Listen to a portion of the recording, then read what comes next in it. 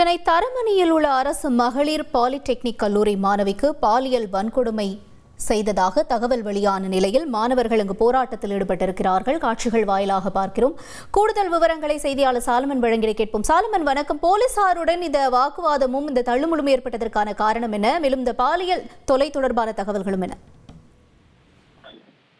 சென்னை தரமணியில இருக்கக்கூடிய அரசு மகளிர் பாலிடெக்னிக் கல்லூரியில ஒரு மாணவி படித்து வந்துள்ளார். அவர் திடீரென விடுதியில் இருந்து காணாமல் போன நிலையில அதன் பின்பாக சில காயங்களுடன் திரும்பியதாக கூறப்படுகிறது.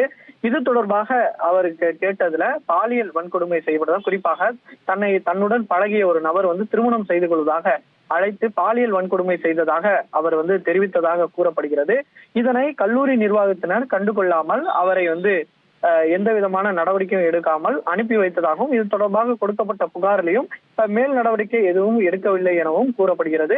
இந்த நிலையில இந்த மாணவிக்கு பாலியல் வன்கொடுமை செய்யப்பட்டதாக அளித்த தகவலின் அடிப்படையில இந்திய மாணவர் சங்கத்தினர் இன்று காலை தரமணியில் இருக்கக்கூடிய அந்த அரசு பாலிடெக்னிக் கல்லூரியில் இருக்கக்கூடிய நிர்வாகத்தினை கண்டிக்கும் வகையில போராட்டத்தில் ஈடுபட்டனர். சுமார் 50க்கும் மேற்பட்டோர் இந்த போராட்டத்துல ஈடுபட்ட நிலையில அப்போது போலீசாரின் அத்துமீறி அவர்கள் அந்த பாலிடெக்னிக் கல்லூரியில நுழைந்து அதன் பின்பாக அவர்கள் உள்ளே இருக்கக்கூடிய பொருட்களை சேதப்படுத்தக்கூடிய பணியில ஈடுபட்ட போது அப்போது இதனை தடுத்த காவல்துறையினருக்கும் அவர்களுக்கும் இடையே தள்ளுமுள்ளு ஏற்பட்டது. இது தொடர்பான வீடியோ காட்சிகள் தான் தற்போது வந்துள்ளது.